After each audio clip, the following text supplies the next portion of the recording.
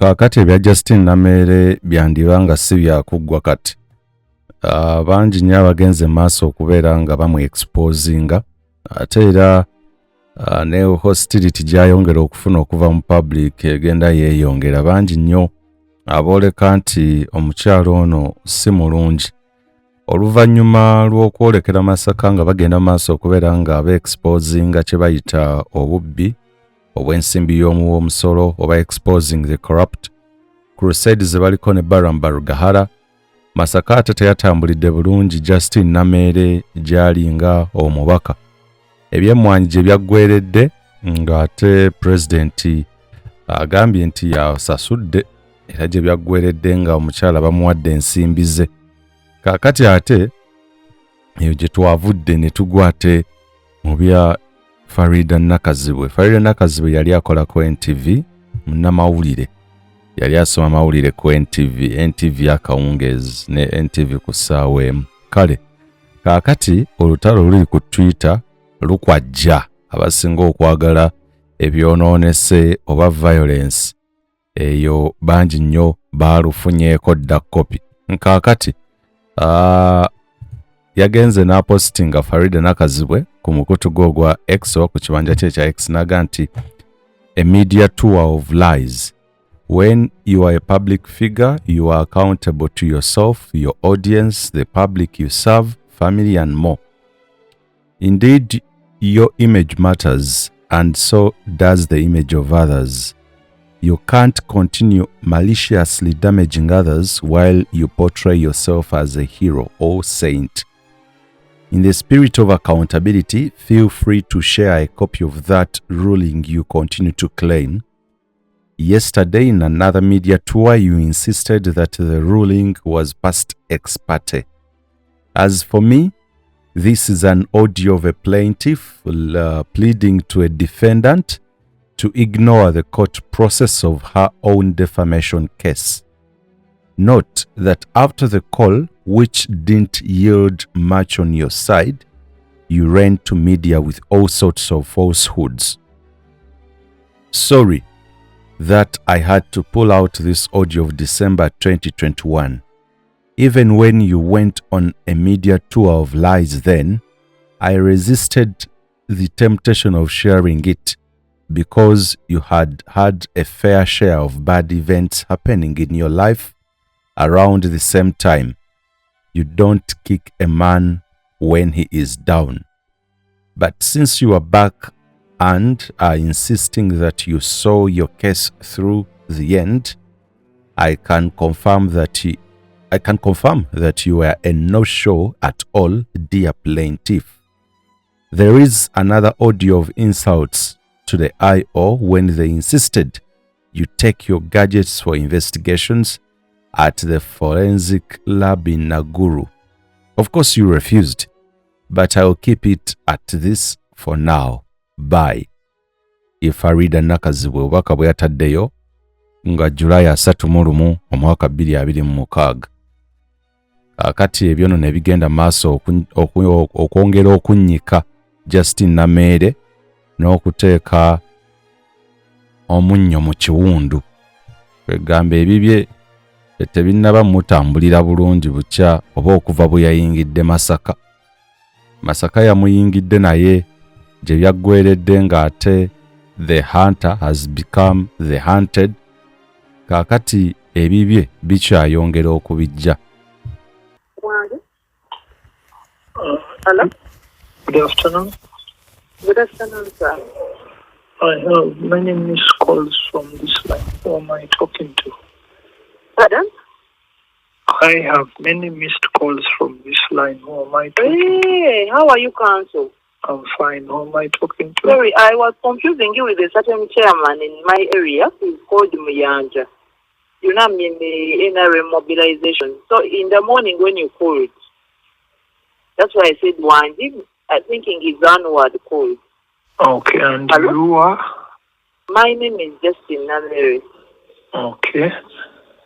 I am the one who took your client to court for defamation. Yes. I was calling you that day. Hello? I'm listening by keeping Because quiet. my lawyer called me late to tell me that whether the mediation was money at midday. Yet, for me, he had told me 2 p.m.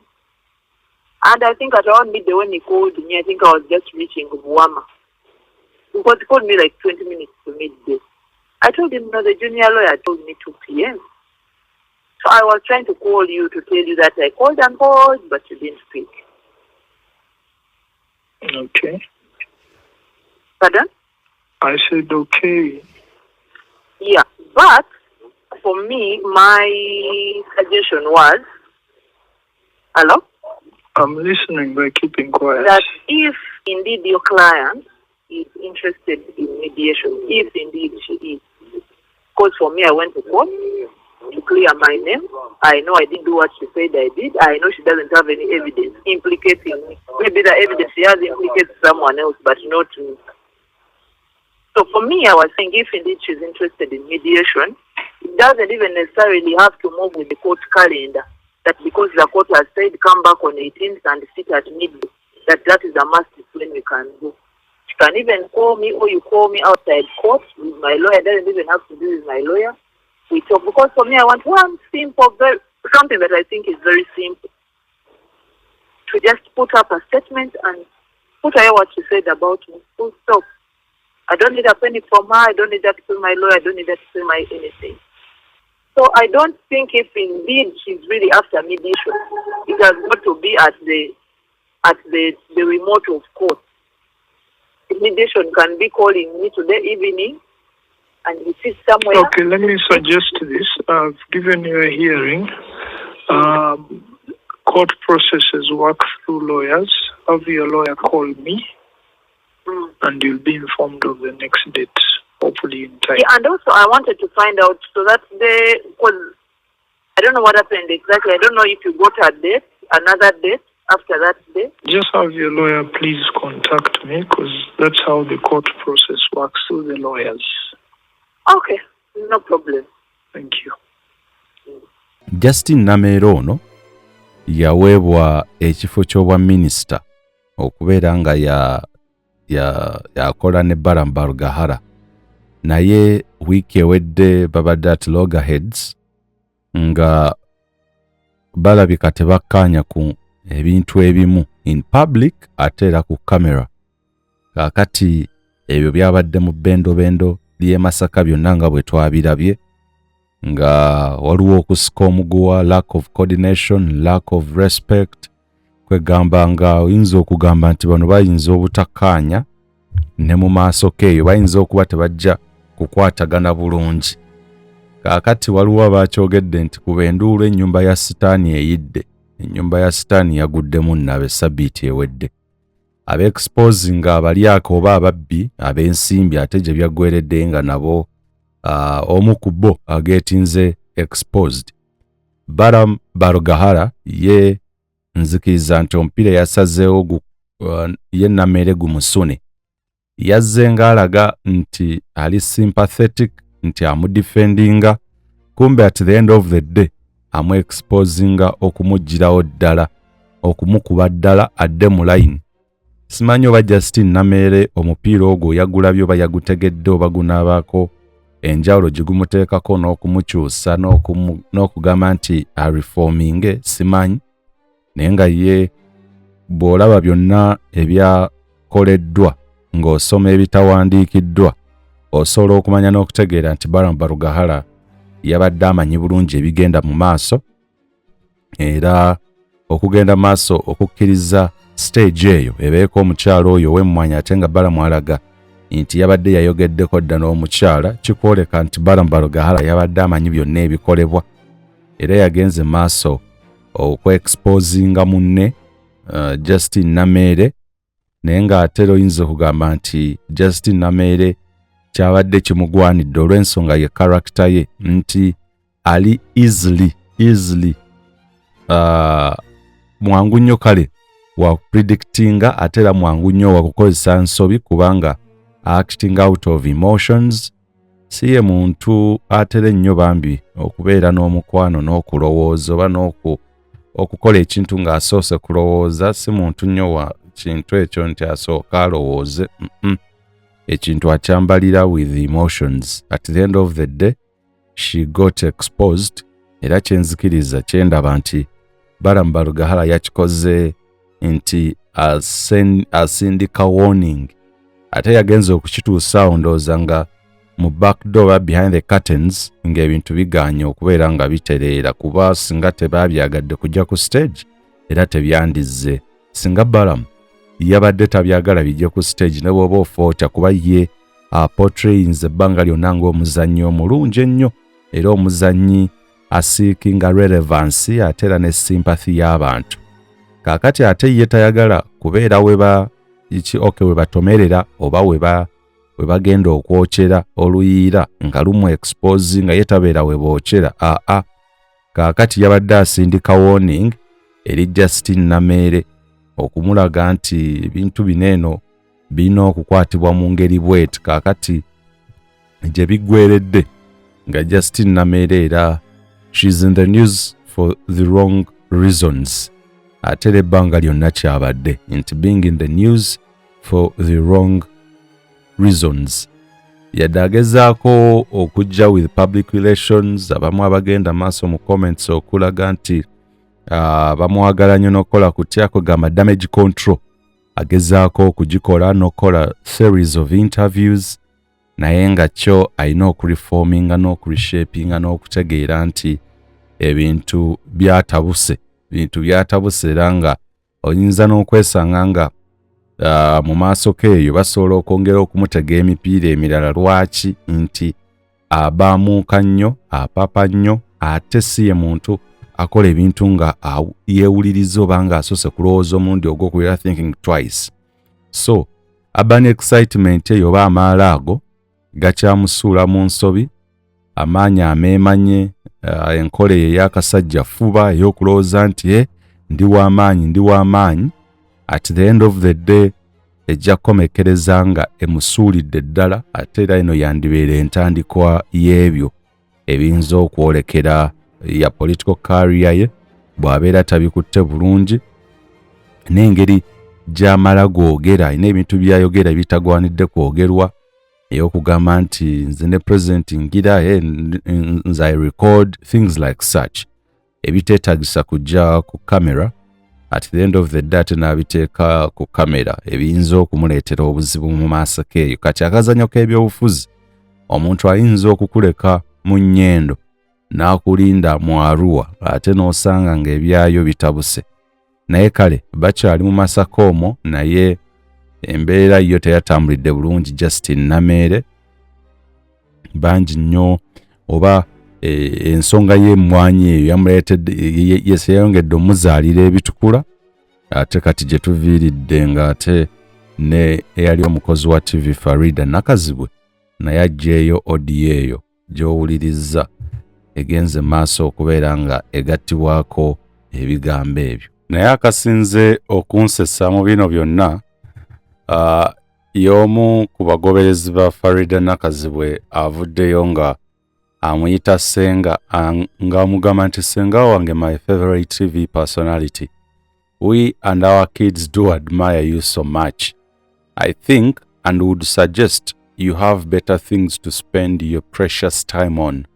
I suggest that you kindly rest. This time will exonerate each one of you, but I know you're innocent. Thank you. Namugamba nti Ssenga wange omukozi w'oku TV gwe nsinga okwagala. Nze n'abaana bange tukwegomba nnyo nnyini ddala.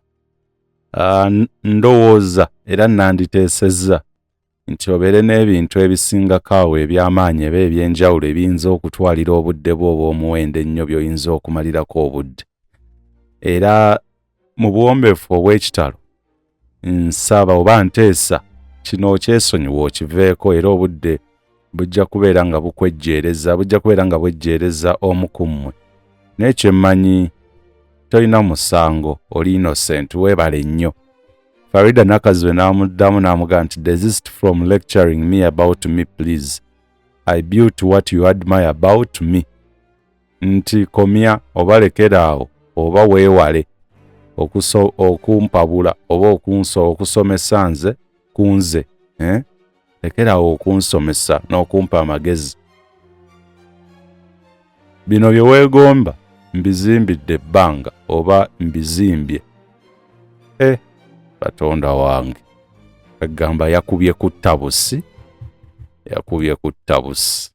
yazze okuwa amagezi gye byaggweredde ate nga naye bamwambalidde nga bamukubamu bukubi ate ne bamuwa naye ebibye ne bamugamba genda gye byaggweredde ate teyazzeemu. Olumu the real deal is always in the comment section oba mu replies ku X. Mbeera omwo ne mpitamuuko oli abadde aleeta olugezigezi ne bamukuba ne bamuwa ebibye n'ogamba n'ofuna ne popcorn ne kyayi nwanattu ne weetera n'amagulu ku kooki eri waggulu n'onyumirwa. Naye kale nyagadde okugabanako kano akaatu nammwe kansesezza nnyo. Yabadde ajja amweyisa ssenga ajja amwewabuza amuwa obuwabuzi. Yakomekkereza amugambye obuwabuzi bw'ogenda obutwala eri tompabula ku bintu bye nakola oba bye nazimba. Nze ebyo bye weegomba mbizimbidde ebbanga. Kaakati mukwano bino bindekere biveemu byesonyiwe. Ngamba bannange wano wenjagalira ddala. Abalungi abatuwuliriza era abatulaba, olunaku olwaleero tukyaddeko ewa Sheikh Ashraf Dembe. Sebo nsanyusa okubalaba. Amannya agange ye Sheikh Ashraf Dembe. Akola ku bizibu by'enjawulo. Omuntu singa aba alina ebirwadde musomereddwa, tumuwa amazzi ga lukuya nga bw'obadde ogalaba. Tugenda abantu ku kyoto ne twokya emizimu emibi egibabaamu. N'okulomba edduwa abantu singa abeera ng'ali wano atuuse sobola okumulombera edduwa. Ne waba atatuuse nga mpadde amannya ge naye ng'ali wala. Naneetaaze enamba yange yeno eri 0707363711. Namwe bannyinaffe abali ebweru oyagala okuba nti oyagala okulombera ku dduwa ng'olina ebizibu visa zibuze amaka gakolongotana sente zikola zimpita mu ngalo ojja kumpeereza ekifaananyi kyo n'amanyago ebyo byokka bijja kummala nja kukulombera edduwa ojja kutereera. Olunaku olusembayo mu mwezi mba n'edduwa eyawamu ffenna n'abalwadde bange abakadde n'abapya. Salaamu alaikum warahmatullahi wabarakatuh.